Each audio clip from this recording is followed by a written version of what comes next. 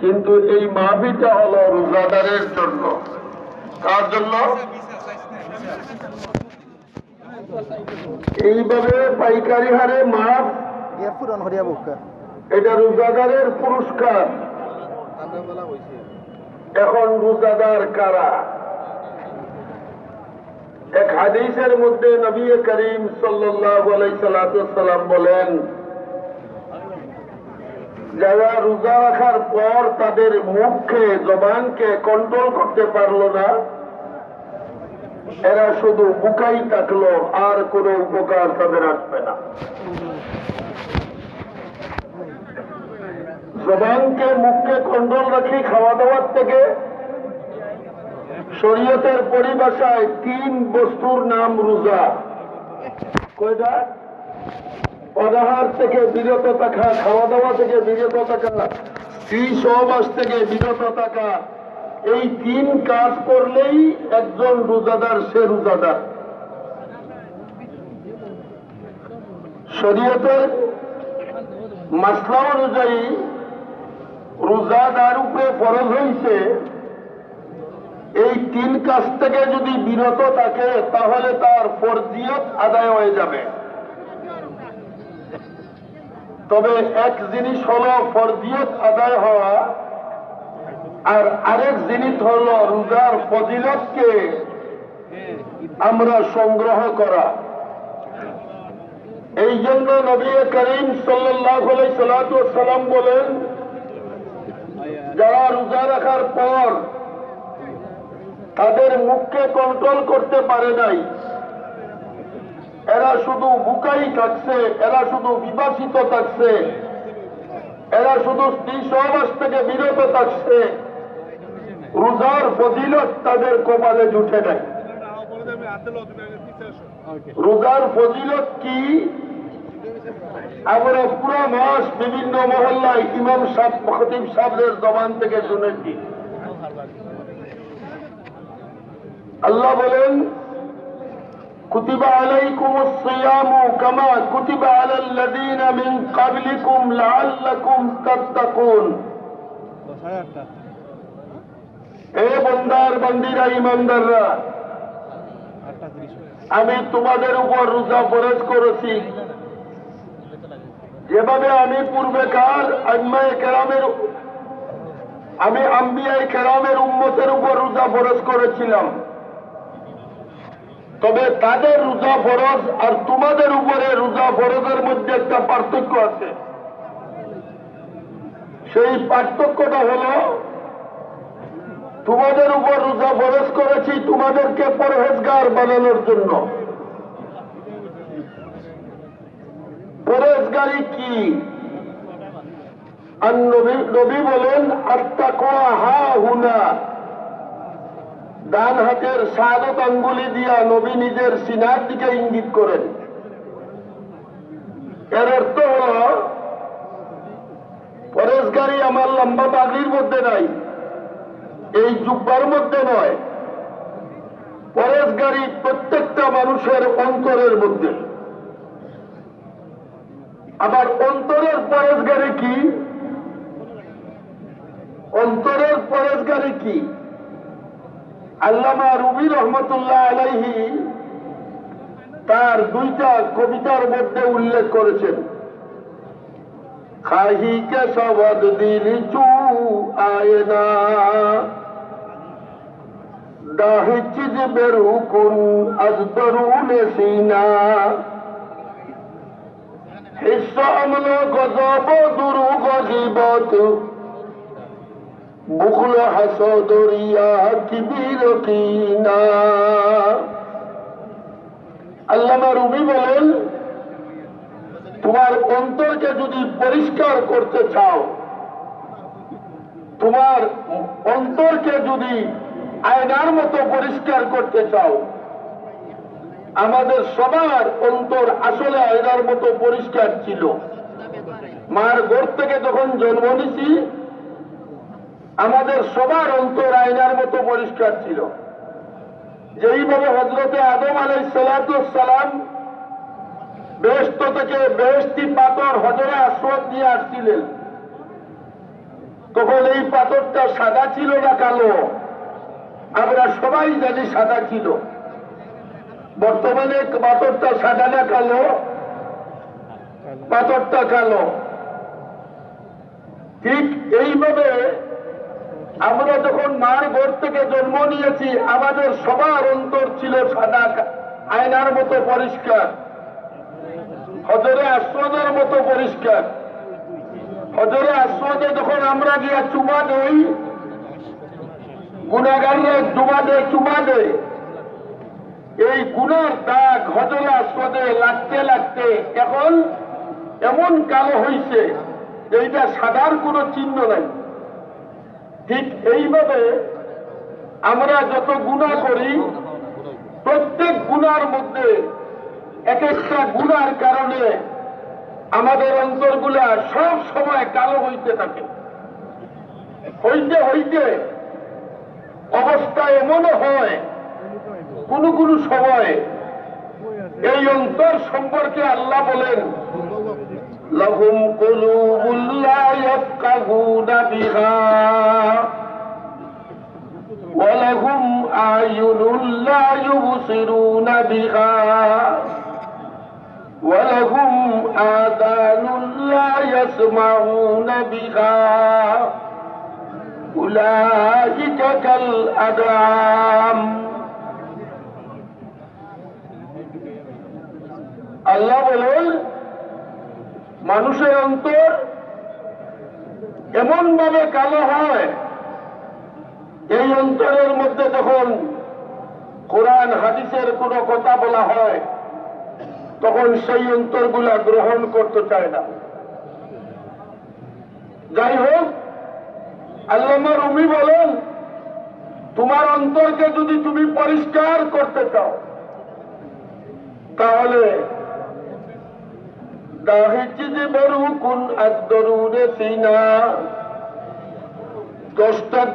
দশটা দোষ তোমার অন্তরের, আমার অন্তরের মধ্যে আছে, এইগুলো প্রথম তুমি তোমার অন্তর থেকে বাহির করো।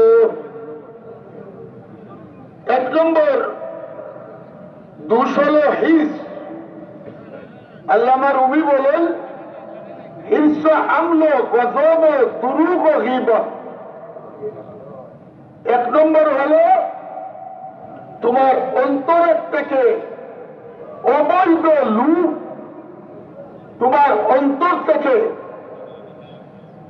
অবৈধ লুপ তোমার অন্তর থেকে বাহির করো। 2 নম্বর হইল উচ্চাকাঙ্ক্ষার মন মিজাজ। যেটা একটা হলো মানুষের আকাঙ্ক্ষা, আরেকটা হলো মানুষের উচ্চাকাঙ্ক্ষা।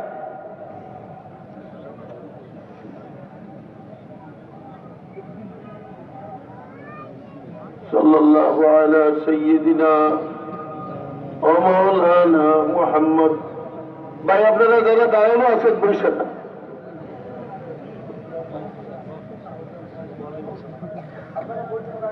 বসেন বসেন বসেন, সবাই বসেন, আর উপরে কেউ আর আসবেন না। ওই উত্তরের গেইটে যারা আছেন তারা বসেন না ভাই।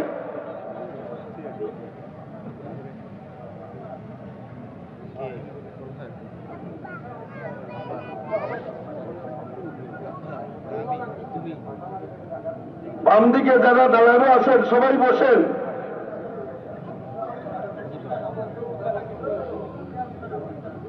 উপরে আর কেউ আল্লাহর রাস্তায় উপরে উঠবেন না।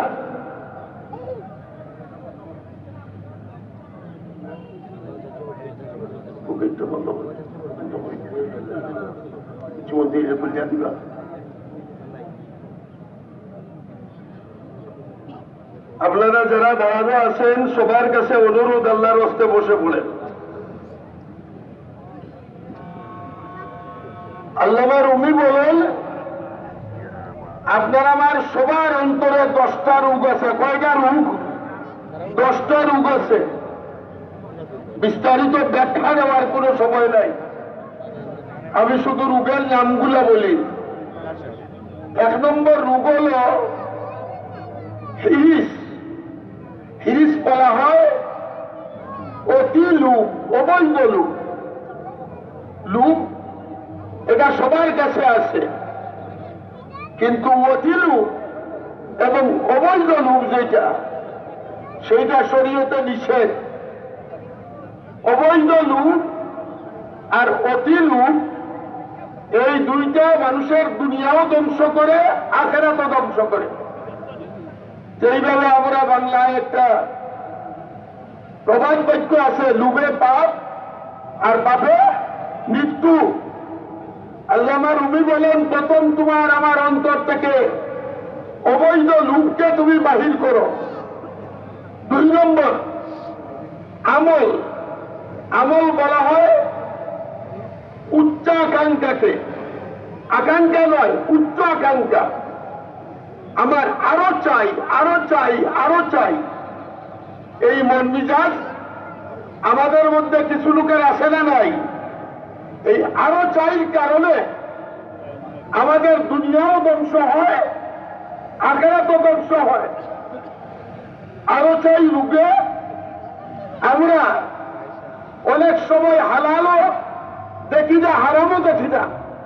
এই আরো চাই, এই ছোট্ট একটা শব্দ, এই শব্দ অন্তর থেকে বাহির করতে হবে। 3 নম্বর গজব। গজব হলো অবৈধভাবে, অন্যায়ভাবে অন্যের সাথে রাগারাগি করা।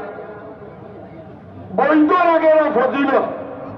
আল্লাহ বলেন, আল কাযিমিন আল গাইজ, যদি তোমার সাথে কেউ রাগ করে আর সেই রাগ তোমার করাটাও বৈধ থাকে, এই অবস্থায় যদি তোমার রাগকে তুমি হজম করতে পারো, আমি আল্লাহ ওয়াদা করলাম তোমাকে বেহেশত দান করে দিই। 4 নম্বর হইল দুরূহ। দুরূহ বলা হয় মিথ্যা বলাকে। কি বলা? মিথ্যা বলা। এটা তো আমাদের সমাজে এখন আর ওয়াজ করার দরকার নেই।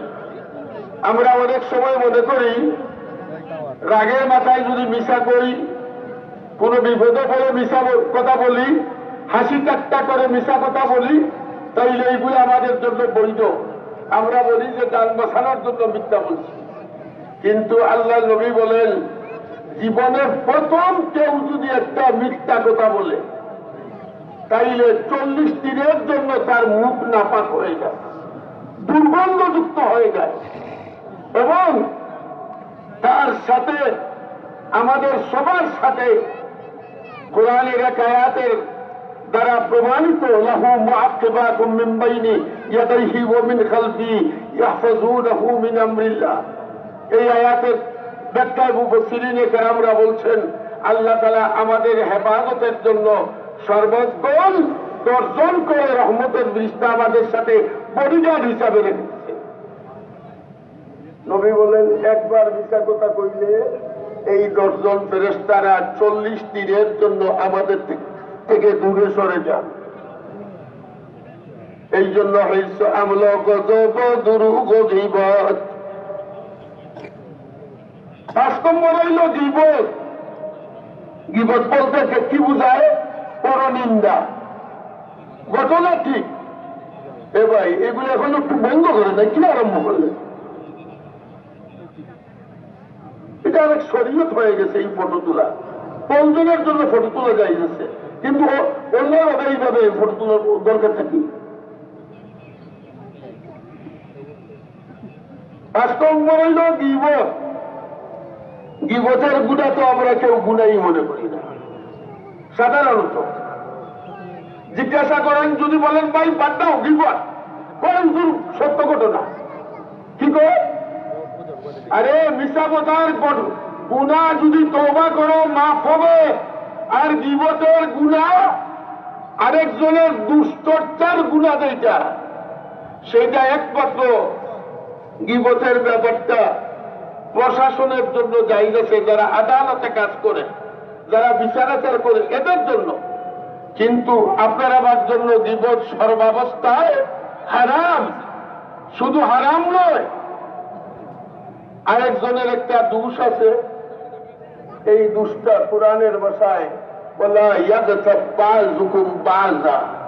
আল্লাহ বলেন, খবরদার তোমার অন্য মুমিন ভাইয়ের দোষ তুমি বর্ণনা কইল না।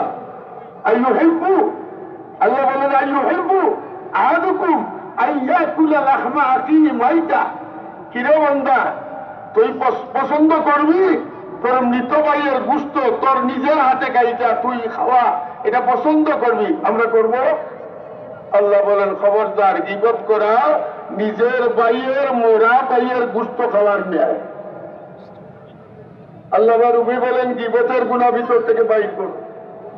গীবতের গুনাহ খতিব সাহেব দিয়া যদি তওবা করান, খানায় কাবার গিলাফে ধরে যদি কাঁদেন, হজরে আসওয়াদের চুপা দিয়েও যদি কাঁদেন, 1000 খতম কোরআন পড়লেও যদি কাঁদেন, এরপরেও গীবতের গুনাহ মাফ হবে না। যতক্ষণ পর্যন্ত যার গীবত করছেন তার কাছে মাফ না চাইবেন। আল্লাহ রুমি বলেন 5 নম্বর গীবত, 6 নম্বর মুখালতি কৃপণতা, 7 নম্বর হিংসা মুখল হাসদ, 8 নম্বর রিয়া অপরকে দেখাবার জন্য ইবাদত, 9 নম্বর মুখল হাসদ ও রিয়া কিবির ও কিনা, 9 নম্বর হলো অহংকারী আর 10 নম্বর অহংকার, আর 10 নম্বর হইল অন্য বন্দা বান্দিকে তুচ্ছ তাচ্ছিল্য করার মনোভাব। এই 10টা গুনাহ যদি ভিতর থেকে বাহির হয় তাহলে লাআল্লাকুম তাত্তাকুন, লাআল্লাকুম তাত্তাকুন, তাই না তুমি তো কওয়া অর্জন করেছ। নবী করিম সাল্লাল্লাহু আলাইহি সাল্লাম বলেন যতক্ষণ পর্যন্ত তোমার মুখে তুমি কন্ট্রোল করতে পারো না রোজা রাখা, খাওয়া দাওয়া সর্বাবস্থায় হালাল, পানাহার সর্বাবস্থায় হালাল, ত্রিশবাস বন্দার 30 মাসিক ঋতু ছাড়া সর্বাবস্থায় হালাল। এই 3টা হালালকে আল্লাহ রমজানের কারণে কি করেছেন? হারাম করে দিয়েছেন।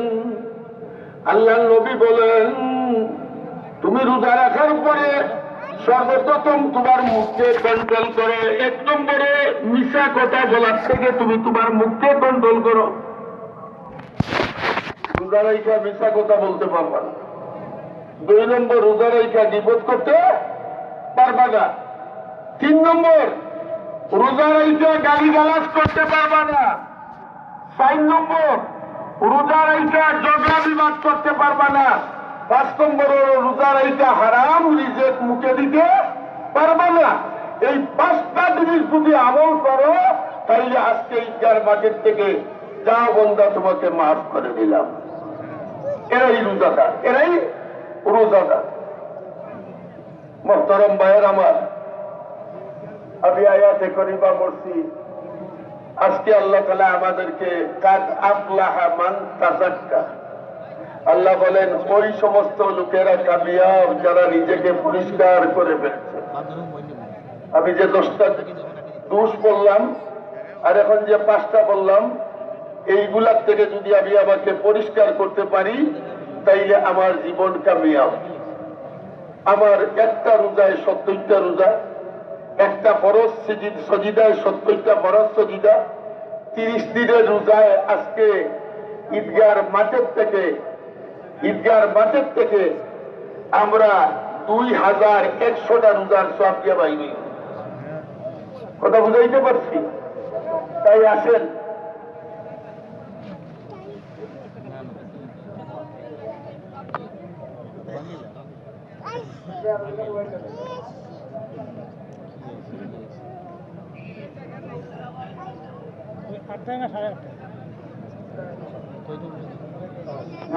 বৈশা বলেন। 2 নম্বর আজকের জরুরি আলোচনা যেটা, এখন অনেকে আমরা বলবো যে হুজুর আমার তো রোজা মাসে অনেক মিশা কথা হয়ে গেছে, আমার তো অনেক গীবত হয়ে গেছে, আমি রোজাদার অবস্থায় ঝগড়াঝাটি করে ফেলছি, আমি রোজাদার অবস্থায় মানুষকে গালাগালি করে ফেলছি। এটা আমার ভুল, এটা আমার ভুল। এটার জন্য আল্লাহ রাব্বুল আলামিন ঘোষণা করেন বান্দা এর চেয়ে বেশি বড় ভুল যদি করো আমি তোমাকে মাফ করে দিব। قل يا عبادي الذين اسرفوا على انفسهم লা তাকনাতু মির রাহমাতিল্লাহ। ও বান্দা, আজকে আমি সবাইকে মাফ করে দিব, আর তুমি শয়তানের তোমার নফসের দুকায় পড়ে গুনাহ করে ফেলছো। বান্দারে, আমার দরজা সর্বদা খোলা। ও বান্দা, তুমি তোমার অন্তর থেকে যদি 3 গুণ সমন্বিত তওবা করো, কয় গুণ? 3 গুণ। 1 নম্বর হইল তোমার তওবার মাঝে অন্তরটা নরম থাইকা আল্লাহর কাছে শর্মিন্দা হইতে হবে। 2 নম্বর হলো আল্লাহর কাছে মাফ চাইতে হবে। আর 3 নম্বর হলো আল্লাহ ভবিষ্যতে এমন গুনাহ করব না, এই অঙ্গীকার আল্লাহর সাথে করতে হবে। তাইলে আল্লাহ তাআলা আমি গুনাহগারকে আল্লাহ আজকে মাফ করে দিবেন। এই তওবা করতে রাজি আছি তো সবাই? বলেন না, এই তওবা করতে রাজি আছি তো? 2 নম্বর আলোচনা হলো, আজকে আমরা ঈদের ময়দানে আসছি। আমরা সবাই ভালো কাপড় চোপড়, আতর এগুলা মাইখা সুন্দর হয়ে আসছি। খুশি খালি আমাদের জন্য না, খুশিটা হবে আল্লাহ আমাকে যেভাবে খুশি করতে চায়, এক গরিবকে ওইভাবে খুশি করতে চায়। এই জন্য ঈদের দিনের সবচেয়ে বড় ফজিলতের কাজ হলো ঈদগাহে আসার আগে সদকায়ে ফিতির আদায় করে দেওয়া। ঈদের নামাজের আগে যারা সদকা দিচ্ছেন, এই সদকায়ে ফিতিরের সওয়াবটা আল্লাহ যাকাতের সওয়াব দিয়ে দিবেন। ভাই আবার উপরে আপনারা আসতেছেন, এই যে ভাই এ কি হইল? বারবার বলা হইতেছে উপরে আসবেন না, এরপরেও কেন আসতেছেন? ভলান্টিয়াররা আছে না, একটু নিচে নামায় দেন।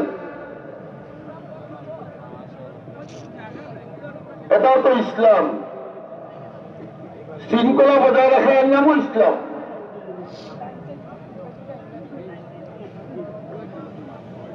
শৃঙ্খলার উল্টা চলা এটা কোরআনের ভাষার ফাসাদ।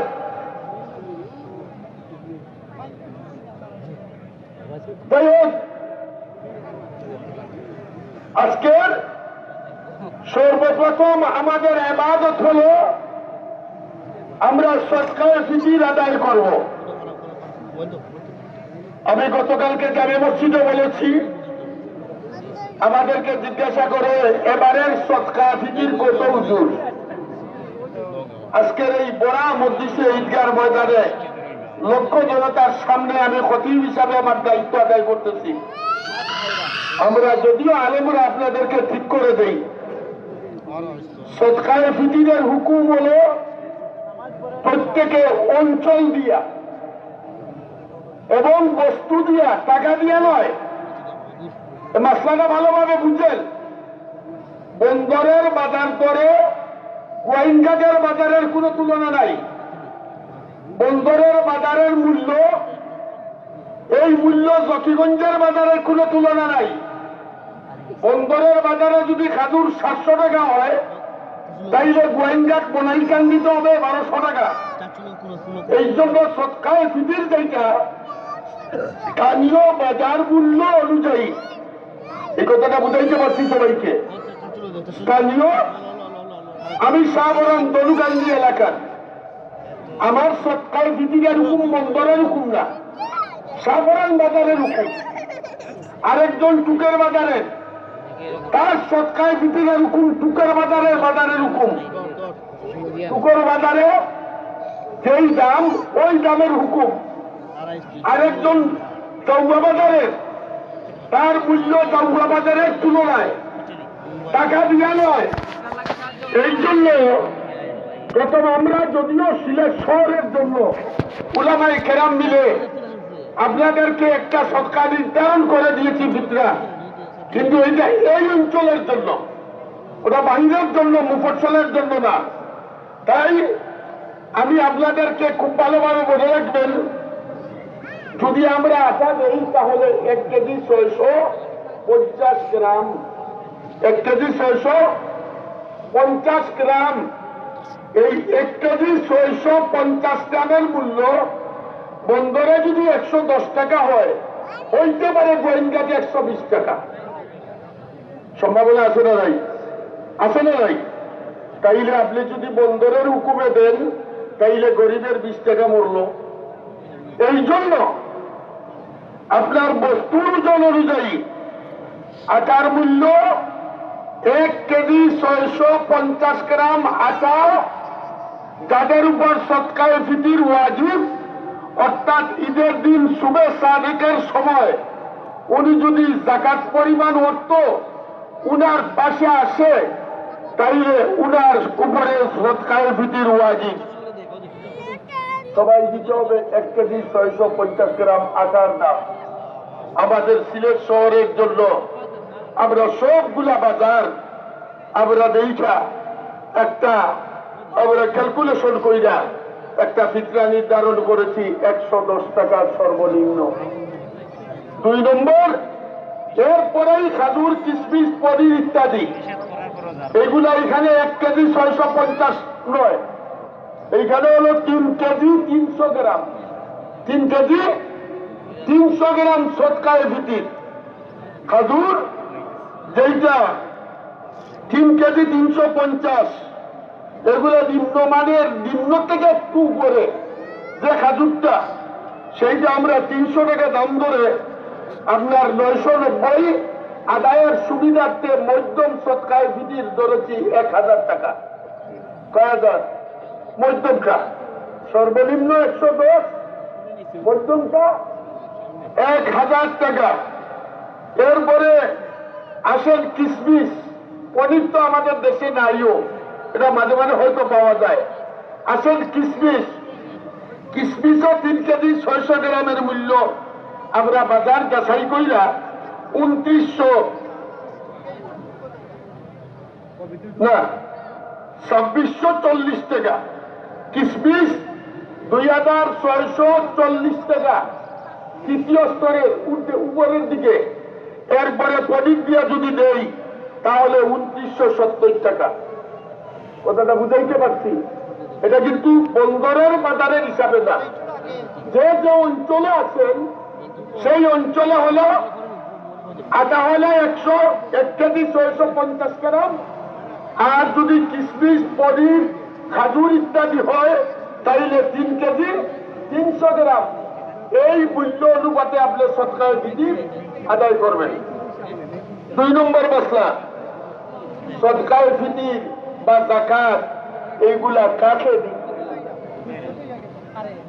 ভালোভাবে খেয়াল করেন। সদকায়ে ফিতির, যাকাত ইত্যাদি এগুলা বরস্ত ওয়াজিব, তো সদকাত যাকে ইচ্ছা তাকে দিতে পারে, নফল সদকাত।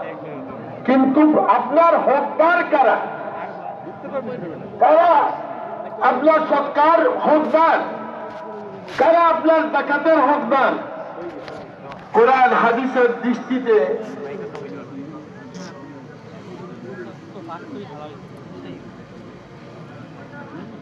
মাননীয় মন্ত্রী আসতেছেন, আপনারা একটু রাস্তা দেন না। মুসাফা তো করবেন নামাজের পরে।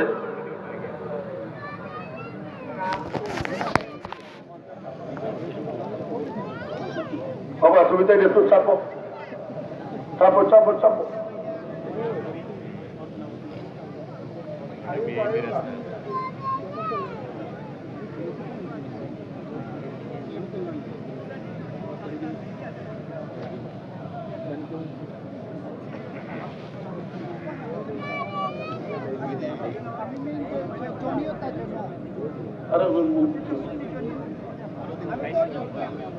আসুন জায়গা রাখুক।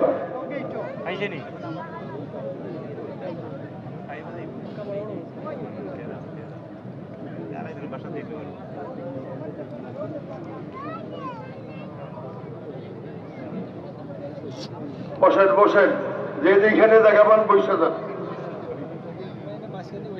এই ফিতরা এবং যাকাত কাকে দিবেন? নফল সদকাত যাকে তাকে দিতে পারবেন। অগ্রাধিকার যাকাতের এবং ফিতরার কারা পাওয়ার উপযোগী? 1 নম্বরে হবে আপনার বাবার খানদানের চাচা ফুফুরা। কারা? আপনার বাবার খানদানে চাচা এবং ফুফুরা ওরা যদি জাকাত খাওয়ার উপযুক্ত থাকে, ওরা যদি ফিতরা খাওয়ার উপযুক্ত থাকে, তাইলে জাকাত ফিতরা দিবার আগে সর্বাগ্রে অগ্রাধিকার দিতে হবে বাবার বংশে চাচা এবং ফুপুদেরকে। 2 নম্বর অগ্রাধিকার হবে চাচতো ভাই বোন, ফুফাতো ভাই বোন, চাচতো ভাই বোন আর ফুফাতো ভাই বোন, মনে থাকবে। 3 নম্বরের অগ্রাধিকার হবে মার বংশে মামা খালারা, মার বংশে মামা আর খালারা।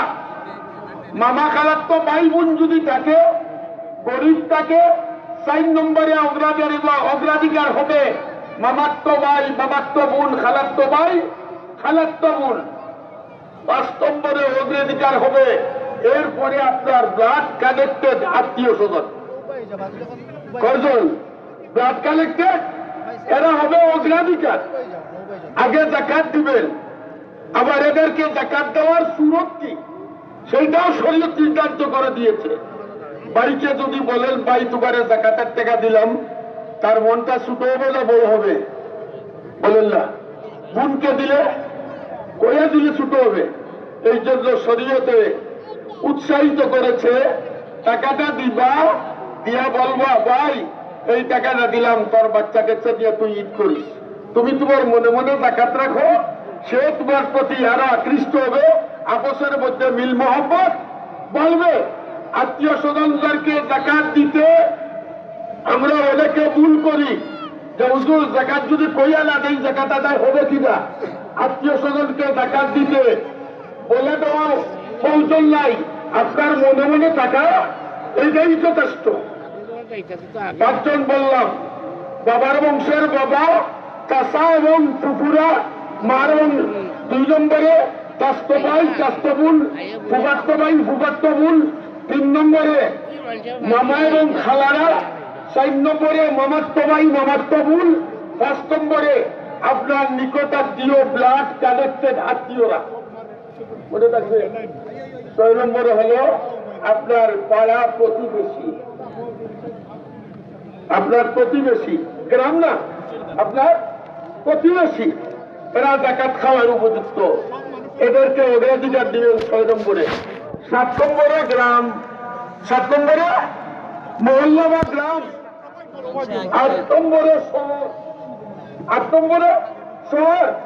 আর 9 নম্বরে শহরতলি। কথাটা বুঝাইতে পারছি? 8 দল মানুষ। এখন আসেন এই 8 দলকে দিবেন। আপনারা অনেক সময় বিকালকে যাবে বসিতেও বলছি যে হুজুর আপনারা তো জাকাত পেন আমাদের কাছ থেকে মাদ্রাসার লেগে, এটা কোন আইন? এটা একটা ভুল ধারণা ভাঙ্গাই। গরিবের হক, জাকাত কার হক? জাকাত কার হক? ফিতরা কার হক? গরিবের হক। এগুলো আমার বাংলা। যাদের জাকাত কড়াই গন্ডায় আদায় হবে না, কোরআন হাদিসের ভাষা এবং কোরআন হাদিসের দমকি, এদের মাল কোন অবস্থায় হেফাজত হবে, কোন অবস্থায় না। জাকাত তারা দেয় না, জাকাত যারা কড়াই গন্ডায় আদায় হয় না। আজকে আপনার বাংলাদেশের প্রধানমন্ত্রী তারেক রহমান সাহেব উদ্যোগ দিচ্ছেন ফ্যামিলি কার্ডের।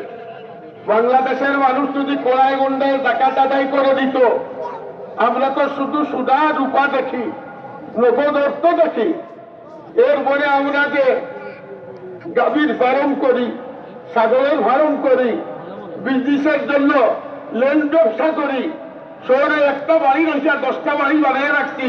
কোনদিন আলেমদেরকে জিজ্ঞাসা করছি যে এগুলো জাকাত আসবে কিনা? এই কারণে ওরাই ঘন্টায় যদি জাকাতের খাত এবং জাকাত ওয়াজিব ফরজ হওয়ার যেই খাত আছে, এইগুলা যদি আদায় করে জাকাত দেওয়া হয়, খোদার কসম বাংলাদেশে গরিব থাকবে পুরো অবস্থায়। কিন্তু আমরা জাকাত তো দেই না। এখন আমরা দেই, এই যে মাদ্রাসায় কেন দেই? আমি বলছি যে এই সমস্ত বাংলাদেশের মধ্যে লক্ষ লক্ষ কওমি মাদ্রাসার ছাত্ররা আপনাদের জাকাত খাইয়া লেখাপড়া করে কোরআন হাদিস শিখে অনেক গরিবকে জাকাত দেই আমরা, অনেক গরিবকে আমরা ভিক্ষা দেই। আমি এমনও দেখছি শাহপুরার বাজারে জাকাতের টাকা দিয়ে গাঞ্জা খায়, ভিক্ষার টাকা দিয়া গাঞ্জা খায়। কিন্তু এই যে লক্ষ লক্ষ তালবে ইলিমরা আপনাদের জাকাতের টাকা দিয়ে লেখাপড়া করে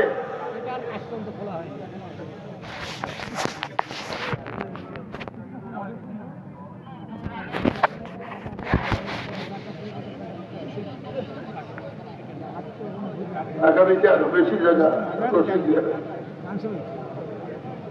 মনে হয় বেশি জায়গা রসিদ দিয়ে একটু জায়গা দেন না।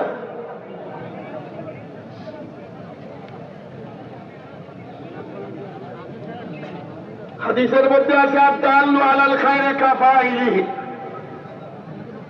আজকে আমি সুযোগ পাইছি, আমাদের এইখানে মাননীয় জেলা প্রশাসক, মাননীয় মন্ত্রী, 2 জন মন্ত্রী আছেন, এই সচিব আরেকজন আছেন, হ্যাঁ, প্রশাসক সাহেব আছেন, আমি এর আগে কমিশনার সাহেব আছেন, আমি এর আগে একবার ডিসি সাহেবকেও বলছি। একবারে উনি প্রথম যখন আসে উনার টেবিলে বৈশা বলছি, এই যে কবি মাদ্রাসায় আপনারা জাকাত দেন, কেন দেন? আমি যে খাতগুলা বললাম এর মধ্যে তো কবি মাদ্রাসা নাই। এটা তো আমি যে খাতগুলা বলছি এটার মধ্যে কবি মাদ্রাসা তো নাই, ছাত্রদেরকে জাকাত দেওয়ার কথা নাই। তবে কেন দেন? সেইটা এই কারণে, আসলে আমাদের উপর, সবার উপর দিন রক্ষা করা খালি আলেমদের দায়িত্ব না, আমরা সবার দায়িত্ব। বলেন না খালি আলেমদের দায়িত্ব? নবী বলেন বাল্লিগু আন্নী ওয়ালাউ আয়া, আমার কাছ থেকে একটা জিনিস যদি তোমরা শিখো অপরের কাছ কি করো, পৌঁছে দাও। কোরআনের ভাষায় ফালাউলা নাফারা মিন কুল্লি ফিরকাতিন মিনহুম তাইফাতুল লিয়াতাফাক্কাহু ফিদ্দীন, একদল মানুষ বাইর হবে, তারা ইলম অর্জন করবে, এরপরে জাতিকে দুদকের বই দেখাবে। এটা আল্লাহর ভাষা। নবীর ভাষা হলো আদ-দাল্লু আলাল খায়রি কাফাইলিহি। আল্লাহর ভাষা হলো ওমান ইউতাল হিকমাতা ফাকাদ উতিয়া খায়রান কাসীরা।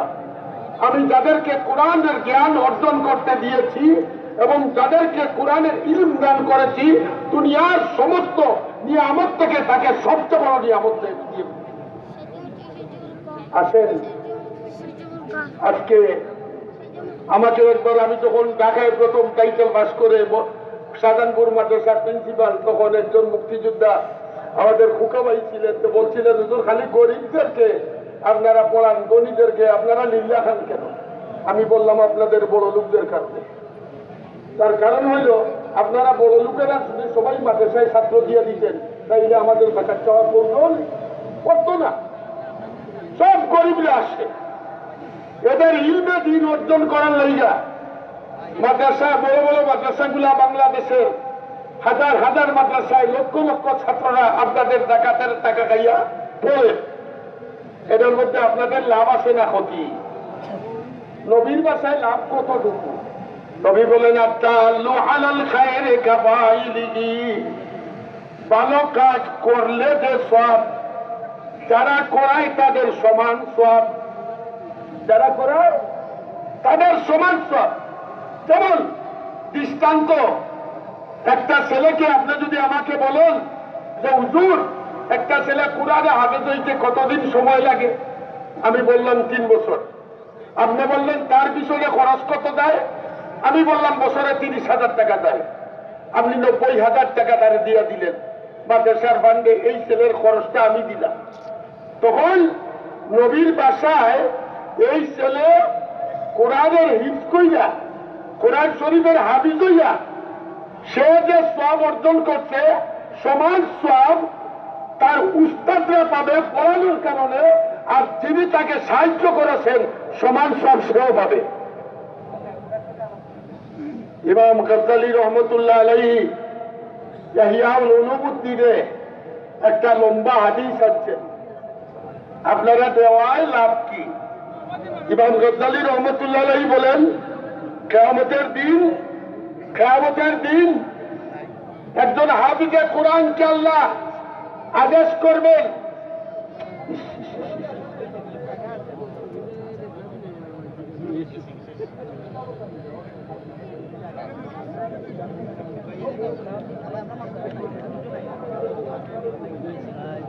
বড় মুশকিল।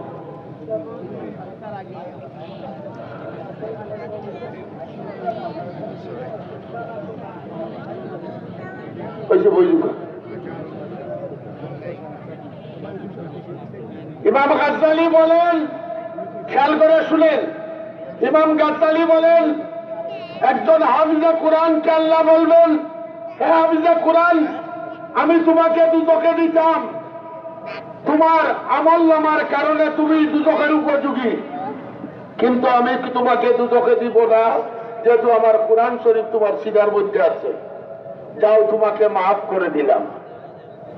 হাফিজে কোরআন দৌড় দিবে বেহেশতের দিকে।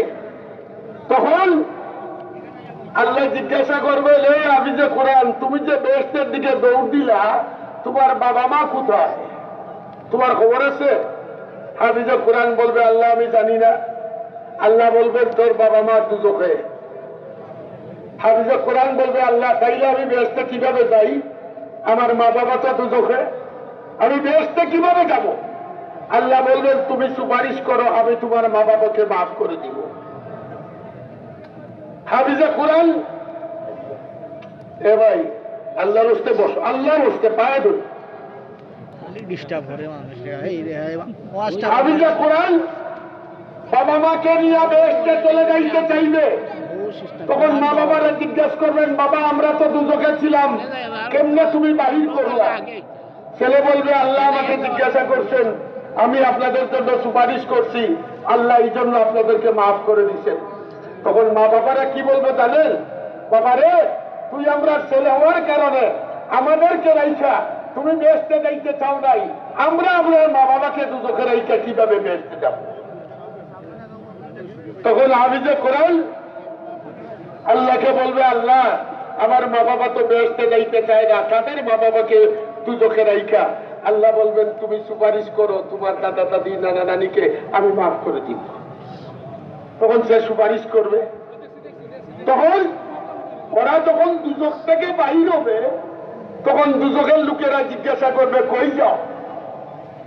দাদা দাদি নানা নানিরা বলবে, আমাদের নাতি হাফিজে কোরআন ছিল, আল্লাহর কাছে সুপারিশ করে মাফ করে দিছে আল্লাহ, আমরা যাই। তখন আপনারা যারা জাকাত দিছিলেন, ফিতরা দিছিলেন, আপনারা যারা মাদ্রাসায় বিল্ডিং করে দিছেন, এই ধরনের কেউ যদি খোদা না খাস্তা দুজকে থাকেন, তখন ইমাম গাজ্জালী বলেন, ওরা বলবে যে শুধু তোমার নাতি, তুমি হাফিজে কোরআন বানাইছো, আমরাও তো সহযোগিতা করছি, আমাদের পুরস্কার কি? দাদা দাদি নানা নানি দুজক থেকে বাইর হইয়া তখন হাফিজে কোরআনকে বলবে, ও নাতি, তুমি তো দরগা মাদ্রাসায় পড়ছিলা, গাজীর বাজারে পড়ছিলা, সুপারিঘাট পড়ছিলা, তনুকান্দি পড়ছিলা, নোয়া সড়ক পড়ছিলা, স্বামী বাবা পড়ছিলা, তোমার হেফজ আর পিছনে তো একা তোমার বাবা মার অবদান নয়, তোমার হাফিজ হওয়ার পিছনে তোমার দাদা দাদির অবদান একা নয়, তোমার হাফিজ হওয়ার পিছনে অনেক জাকাত কাদেওয়ালা, ফিতরা দেওয়ালাদের অবদান আছে। তারা বলছে, তুমি একটু আল্লাহর কাছে বলো না, এদেরকে আল্লাহ মাফ করে দেয় কিনা। তখন হাফিজে কোরআন বলবে, আয় আল্লাহ, আমার হাফিজ হওয়ার পিছনে ন্যূনতম সহযোগিতা যেই বান্দার বান্দির আছে, আমি ভিক্ষা চাই, তুমি মাফ করে দাও। আল্লাহ বলবেন, সবাইকে মাফ করে দিলাম। কথাটা বুঝাইতে পারছি? এই জন্য এটার নাম সদকায়ে জারিয়া। এটার নাম কি? এই ছেলে যতদিন কোরআন পড়বে,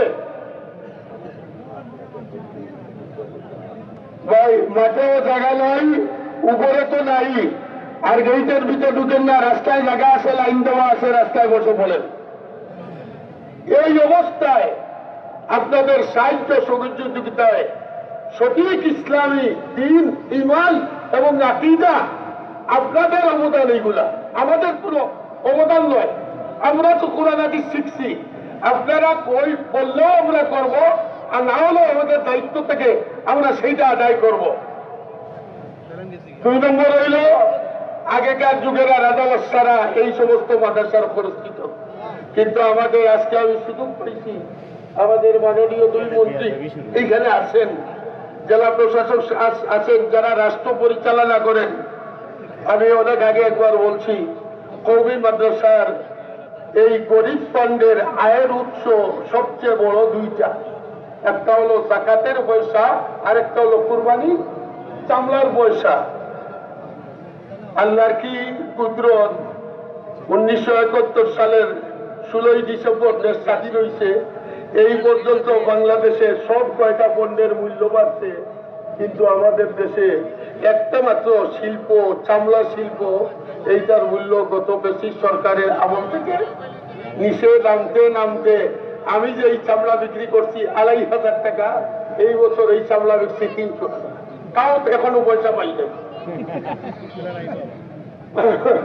মাননীয় শিল্পমন্ত্রী, বাণিজ্য মন্ত্রী, আপনার কাছে আমাদের আবদার, এটা আপনার মন্ত্রণালয়, এটা কোন কারণে চামড়ার দাম কমলো আমরা এইটা বুঝি। আমাদের সিলেটি ভাষায় একটা কথা আছে, যারে মারি না হাতে তারে মারল, বলেন না, যারে মারি না হাতে তারে মারল। হাতে বিগত ব্রিটিশ সরকার ইসলামের মূলে কুটাঘাত করার উদ্দেশ্যে চামড়া শিল্পকে ধ্বংস করার পায়টা কওমি মাদ্রাসাকে পঙ্গু কইরা দেই। আল্লাহ বলে, ইন্না নাহনু নাযালনা যিকরা ওয়া ইন্না লাহু লাহাফিজুন, দিন আমি নাজিল করছি, ইবাদত কে করব? আমি আল্লাহ করব। চামড়া শিল্প যদি ধ্বংস হয়ে যায়, এরপরে বাংলাদেশের কওমি মাদ্রাসাগুলো কি বন্ধ হয়ে গেছে? বলেন না, বন্ধ হয়েছে। এই জন্য আজকে আমি আপনাদের লক্ষাধিক মানুষকে সাক্ষী রাইকা সিলেটের সাহিত্যের খতিব হিসাবে, সেন্ট্রাল জামে মসজিদের খেত হিসাবে, শুধু আপনার এই সিলেটের আলিমের পক্ষ থেকে নয়, আমাদের কওমি মাদ্রাসার শিক্ষা বোর্ডের পক্ষ থেকে, আজাদ আদারায় তালিম বাংলাদেশ মৌরের আমি একজন সহকারী নাজিম হিসেবে, সেক্রেটারি হিসেবে এবং পুরো বাংলাদেশের কওমি মাদ্রাসার মুহতামিমদের পক্ষ থেকে মাননীয় মন্ত্রী মহোদয়ের কাছে আবদার চালাইলাম, দাবি চালাইলাম। এখনো 2 মাস 2.5 মাস আছে। আমি প্রায় 1 বছর আগে বলছিলাম তো স্যার, আমি ডিসি সাহেবকে বলছিলাম যে এইটা কোন জায়গায় কোন বুথ তৈরি হইতে, কোন জিল্লা চালাইল, কোন জিন ঢুকলো। এটা একটা পায়তারা ছিল, একদিকে চামড়ার দাম কমাইয়া অপর দিকে চূড়া পথে ভারতে প্রচার করা, সেটাও আমরা জানি, সেগুলো আমরা জানি। চামড়া ব্যবসায়ীরা কয়, হুজুর আমরা তো কোনো পয়সা পাই না, জানি না এটা, আমরা তো নবী মানুষ, সবগুলা খবর রাখি না।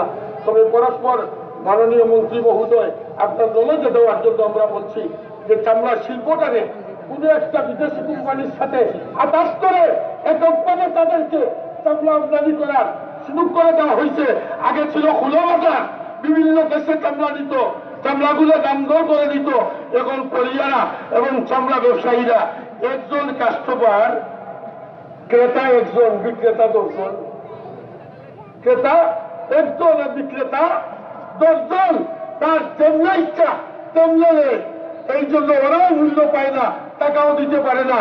সেই জন্য মাননীয় মন্ত্রী মহোদয়, করজুড়ে আপনার কাছে আমার আজকের এই বড় মজলিসে লক্ষ জনতার সামনে আপনি আমাদের সিলেটেরও আমাদের একটা হক আপনার উপরে আছে, আর গোটা বাংলাদেশেরও হক আপনার উপরে আছে, এবং এই বিভাগের মন্ত্রী আপনি। সুতরাং এইটা রহস্য কোন জায়গায়, আমরা আশা করি আপনি রহস্যতা উদ্ঘাটন করে শুধু মাদ্রাসা বাঁচাবেন না, এই দেশের গরিব গুড়াবাদেরকে বাঁচাইবার চেষ্টা করেন। এই দেশের গরিব গুড়াবা একটা চামড়া বিক্রি করলে, আমরা দেখছি আগের সময় শুধু 1000 টাকা মাদ্রাসার লাগিয়ে রাখছি, 1000 টাকা গরিব গুড়াবাদের জন্য রাখছি, কিন্তু এখন গরিবদেরকে দেওয়ারও সুযোগ নাই। 2 নম্বর, মাদ্রাসাগুলো এমন অতিষ্ঠ হয়েছে, আমরা সিদ্ধান্ত নিয়ে রয়েছি আর আগামীতে এত কষ্ট করে চামড়া উঠে দেওয়ার প্রয়োজন নাই। আপনারা কি চিন্তা করেন, সিলেট শহরের মানুষরা মাদ্রাসাগুলো যদি চামড়া আনে না, আপনাদের কোন কিয়ামত হইব? বুঝছেন কি কইলা? আপনাদের মহল্লাবাসীর কোন কিয়ামত হইব? চামড়াগুলা কই লইয়া যাইবেন? এই জন্য সাধারণ জনগণের সুবিধার্থে চামড়ার মূল্য যেন আমরা সঠিক মূল্য পাই। আপনার দৃষ্টি আকর্ষণ করলাম আজকের এই গোরা মজলিসে। আশা করি বাংলাদেশের মাননীয় প্রধানমন্ত্রী তারেক রহমান সাহেবকে এই জিনিসটা যদি আপনি বুঝাইতে পারেন, আমরা পূর্ণাঙ্গ অন্তরের অন্তঃস্থল থেকে আশা আছে উনি একটা উদ্যোগ গ্রহণ করবেন। কি হয়? আমি তো বলিয়া চলছি। তাই সবাইকে শেষবারের মতো আর একটা কথা বলে আমার কথাকে আমি শেষ করতে চাইতেছি। সেটা হলো আজকের ঈদগাহ ময়দান থেকে মাপ চাইনি সবাই। বলেন মাপ চাই কিনা? মাপ চাই। অন্তরের অন্তঃস্থল থেকে তওবা করে যেন বাইর হই। আল্লাহ আমাদের সবাইকে তৌফিক দান করুক। এই ঈদের আনন্দ আল্লাহ তাআলা গোটা দেশ গোটা জাতি আজকে আমরা ঈদ করতে পারতেছি। ফিলিস্তিনের মুসলমানের কোন অবস্থা, গাজার মুসলমানের কোন অবস্থা, বিশ্ব মুসলিমের জন্য আমরা দোয়া করি আল্লাহ যেন আমাদের সবাইকে মাফ করে দেয় এবং বিশ্ব মুসলিমকে কাফের বেঈমানদের অত্যাচার জুলুম নিপীড়ন থেকে আল্লাহ যেন হেফাজত করে। সবাই বলেন আল্লাহুম্মা আমিন।